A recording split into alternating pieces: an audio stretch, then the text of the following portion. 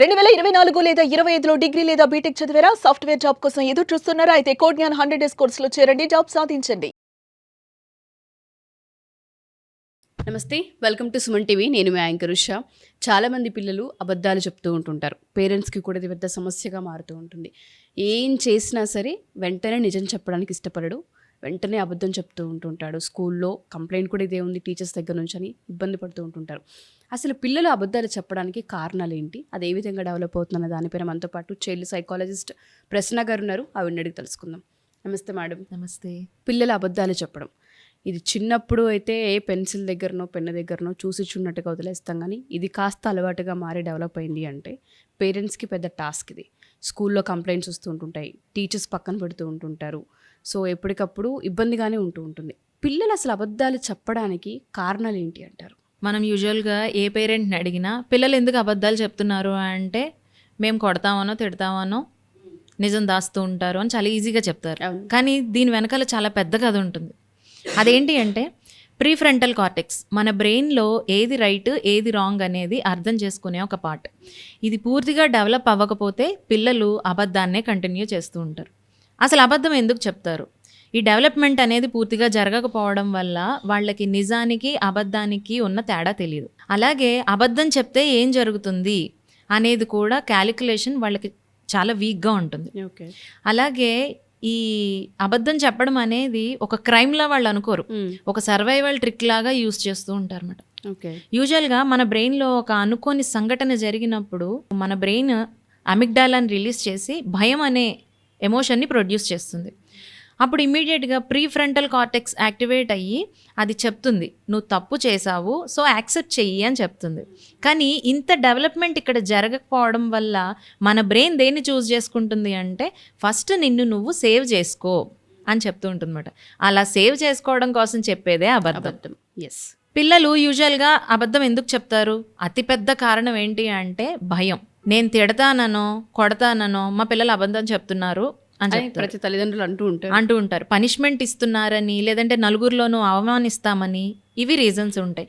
కానీ అది ఎప్పుడైతే అలవాటుగా మారుతుందో మన బ్రెయిన్ ఏం చెప్తుంది అంటే నిజం అనేది డేంజర్, అబద్ధం అనేది సేఫ్ అని చెప్తూ ఉంటుంది. ఆ ఇండికేషన్ వెళ్తుంది. అది అలా డెవలప్ చేసుకుంది. ఫర్ ఎగ్జాంపుల్, ఇప్పుడు ఒక లివింగ్ రూమ్లో ఒక పిల్లాడు కూర్చున్నాడు, పక్కనే టేబుల్ మీద ఒక గ్లాస్ ఉంది. మనం పక్క రూమ్లో ఉండగా గ్లాస్ పడిన సౌండ్ వినబడింది మనకి. సడన్గా వచ్చి ఎందుకు పడేసావు అని అడిగితే నేనేం పడేయలేదు, గాలి వచ్చింది దానికి అదే పడిపోయింది అని చెప్తాడు. అంటే పనిష్మెంట్ ఇస్తారేమో అని భయపడి. అలాగే తల్లిదండ్రులకి చేసిన తప్పును చెప్తే, నిజం చెప్తే కొడతారేమో, నా మీద ప్రేమ తగ్గిపోతుందేమో అనే ఉద్దేశంతో కూడా పిల్లలు అబద్ధాలు ఆడడం అనేది కంటిన్యూ చేస్తూ ఉంటారు. ఇంప్రెషన్ మారుతుందేమో, నా మీద బ్యాడ్ బాయ్ అనే ఇంప్రెషన్ పడుతుందేమో వాళ్ళకి అనే ఉద్దేశంతో అబద్ధాలు చెప్తూ ఉంటారు. స్కూల్లో టీచరు నీ హోంవర్క్ ఏది అని అడిగినప్పుడు నేను చెయ్యలేదు అని చెప్తే పనిష్మెంట్ ఖచ్చితంగా ఇస్తారు. కానీ ఇక్కడ ఏం చెప్తారు వీళ్ళు, చేశాను మ్యామ్, నేను మర్చిపోయాను, రేపు డెఫినెట్గా తీసుకొస్తాను అని చెప్తాడు. ఎప్పుడైతే రేపు నేను ఖచ్చితంగా తీసుకొస్తాను అని చెప్తాడో పనిష్మెంట్ తగ్గిందా లేదా? సో అదొక సర్వైవల్ ట్రిక్ లాగా యూస్ చేస్తూ ఉంటారు. చదువులో మార్క్స్ తక్కువ వచ్చాయి అంటే అది నిజం ఇంట్లో చెప్తే, తమ్ముడు చూడు నీకంటే చిన్నోడైనా కూడా మంచి మార్క్స్ తెచ్చుకున్నాడు, లేదంటే ఆ అమ్మాయిని చూడు, చుట్టుపక్కల వాళ్ళని చూడు అని చెప్పేసి కంపేర్ చేస్తారు. ఆ ఉద్దేశంతో కూడా భయపడి పిల్లలు అబద్ధాలు చెప్తూ ఉంటారు. అలాగే గుడ్ హ్యాబిట్స్ గురించి కూడా అబద్ధం చెప్తూ ఉంటారు. స్కూల్లో టీచర్స్ గుడ్ హ్యాబిట్స్ గురించి చెప్పేటప్పుడు, గుడ్ మేనర్స్ గురించి నేర్పించేటప్పుడు కొంతమంది పిల్లలు నేను డైలీ 2 times ఖచ్చితంగా బాత్ చేస్తా, నేను డైలీ 2 times బ్రష్ చేస్తా అని చెప్తారు. ఎందుకంటే అప్రిషియేషన్ దొరుకుతుంది అని. సో ఇవన్నీ కూడా అలవాటుగా మారిపోయినప్పుడు అది ఎక్స్టెన్షన్కి వెళ్ళినప్పుడు చాలా ఇబ్బంది పడుతూ ఉంటారు. అలాగే పిల్లల్లో ఇమాజినేషన్ కూడా చాలా స్ట్రాంగ్గా ఉంటుంది. నిజం ప్లస్ ఇమాజినేషన్ రెండూ మిక్స్ అయిపోతూ ఉంటాయి. అందుకే అబద్ధం కూడా వాళ్ళకి నిజంలాగే కనిపిస్తుంది. మనతో ఒక్కొక్కసారి చాలా గట్టిగా వాదిస్తూ ఉంటారు అన్నమాట, ఆ అబద్ధాన్ని నిజమని గట్టిగా ఒప్పించడానికి మనతో. అలాగే ఒక్కొక్కసారి పేరెంట్స్ చేసే పనులను కూడా పిల్లలు కాపీ చేస్తూ ఉంటారు. ఒకరోజు నాన్న లీవ్ పెట్టి ఇంట్లో ఉన్నారు అనుకుందాం, అప్పుడు చిల్ అవ్వాలి, ఇంకే వర్క్ పెట్టుకోకూడదు అనుకుంటారు. సడన్గా ఆఫీస్ నుంచి ఒక కాల్ వస్తుంది. అప్పుడు ఏం చేస్తారు, ఆ కాల్ ఎవరో ఒకళ్ళని లిఫ్ట్ చేయమని చెప్పి నేను ఇంట్లో లేనని చెప్పి అని చెప్పిస్తూ ఉంటారు.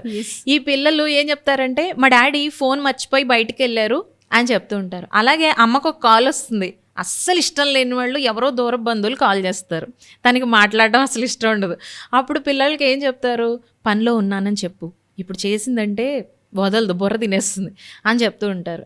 పిల్లలు అలాగే చెప్తారు. ఎగ్జాక్ట్లీ. ఈ 2 విషయాలు ఎప్పుడైతే జరుగుతూ ఉంటాయో ఇలాగా పేరెంట్స్ ఇద్దరి నుంచి ఈజీ.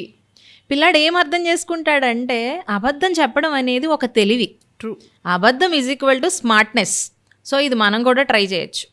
ఇది చూడడానికి చిన్న విషయంలాగే అనిపిస్తుంది, కానీ మనకి తెలియకుండానే పిల్లలకి ఇంత అవసరం లేని నాలెడ్జ్ని మనమే ఇంజెక్ట్ చేస్తున్నాం. ట్రూ.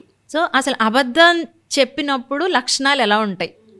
యూజువల్గా సాధారణంగా మనం చూసేవి ఏంటి అంటే వాళ్ళు అబద్ధం చెప్తున్నారు అన్నప్పుడు మనకి ప్రాపర్ ఐ కాంటాక్ట్ అనేది మెయింటైన్ చేయరు.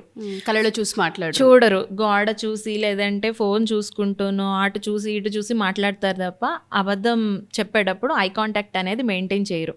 కానీ ఇది అలవాటుగా ఎప్పుడైతే అవుతుందో దీని ఎక్స్టెన్షన్ వేరే లెవెల్లో ఉంటుంది. అవి ఎలా ఉంటాయి అంటే మనం చిన్న చిన్నగా అబద్ధాలు ఆడినప్పుడు ఓకే ఐ కాంటాక్ట్ మెయింటైన్ చేస్తే వీడు నిజం చెప్తున్నాడు, మెయింటైన్ చేయట్లేదు కాబట్టి అబద్ధం చెప్తున్నాడు అనేది మనకు అర్థమవుతుంది. ఇంకా వీళ్ళు ఏం చేస్తారంటే బలవంతంగా ఐ కాంటాక్ట్ మెయింటైన్ చేస్తారు. అది నిజాయితీతో కాదు. అంటే వాడికి అర్థమైంది నేను అటు ఇటు చూసి మాట్లాడుతున్నానంటే అమ్మ కనిపెట్టేస్తోంది, సో నేను స్ట్రైట్గా చూసి మాట్లాడాలి, ఐ కాంటాక్ట్ అనేది నేను మెయింటైన్ చేయాలి అనుకొని బలవంతంగా కళ్ళల్లోకి చూసి మాట్లాడతాడు. అదేమి నిజాయితీ కాదు. ఇలా అనుకోవాలి, అది నిజం అనుకోవాలి అనే అలా బిహేవ్ చేస్తుంటారు. ఇక్కడ పేరెంట్స్ ఐడెంటిఫై చేయాల్సింది ఏంటి అంటే ఇంతకు ముందు వీడికి ఇలా అలవాటు ఏమన్నా ఉందా లేదంటే ఇప్పుడే ట్రై చేస్తున్నాడా, ఇది పేరెంట్స్ గమనించాలి వాళ్ళల్లో.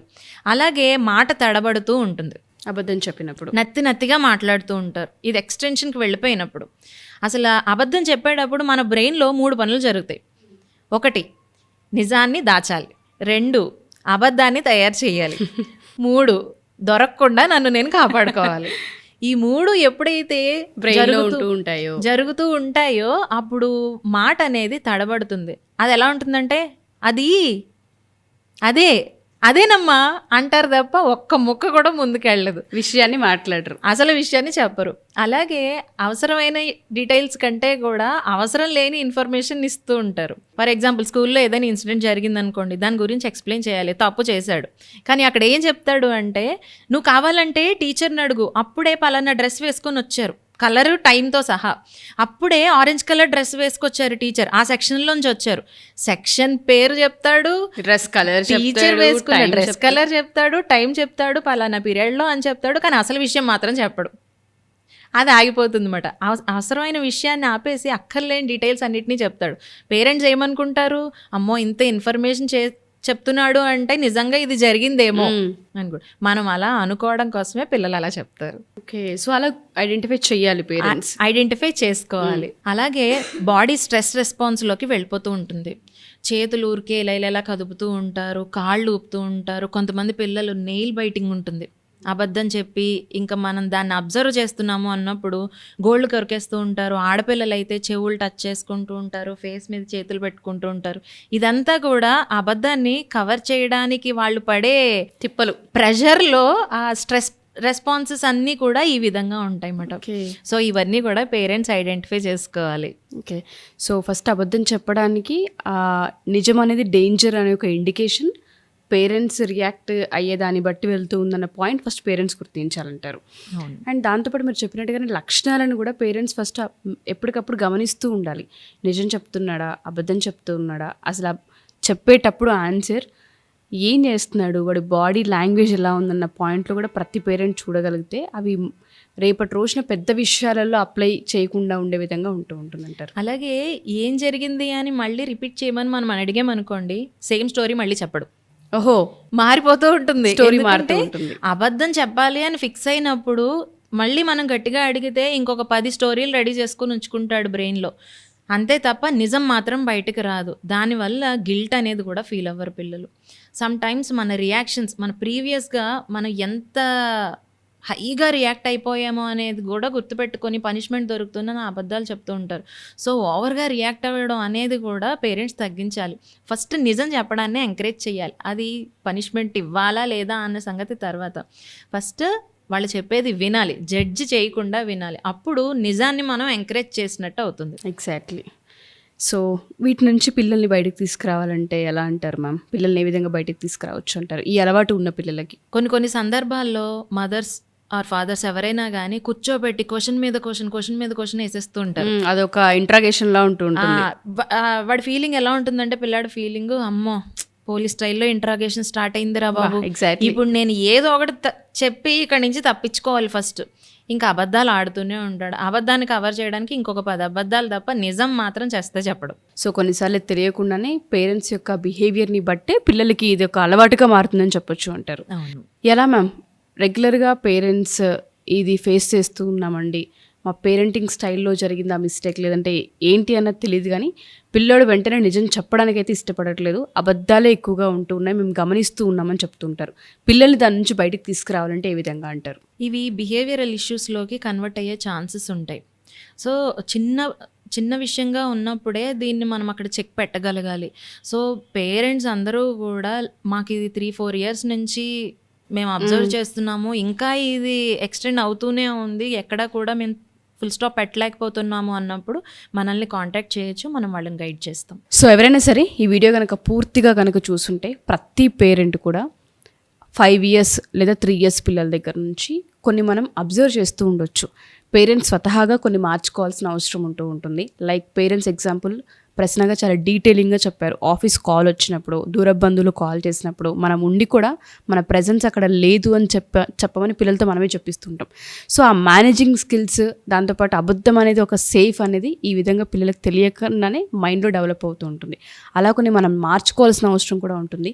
మీ పిల్లల్లో అబద్ధాలు చెప్పే లక్షణాలు కనుక అలవాటుగా మారి ఉండుంటే డెఫినెట్గా దానికి బిహేవియర్కి సంబంధించిన థెరపీస్ ఉంటూ ఉంటాయి. వాటిని మనం ఓవర్కమ్ చేయొచ్చు, పిల్లల్ని బయటికి తీసుకురావచ్చు. ఎవరైనా సెషన్స్ కావాలి అనుకున్నా, లేదా ఒకసారి పర్సనల్ అపాయింట్మెంట్ తీసుకోవాలి అనుకున్నా, కింద ఒక నెంబర్ స్క్రోల్ అవుతూ ఉంటుంది, దాన్ని మీరు కాంటాక్ట్ చేయొచ్చు. Thank you ma'am, thank you so much. Thank you.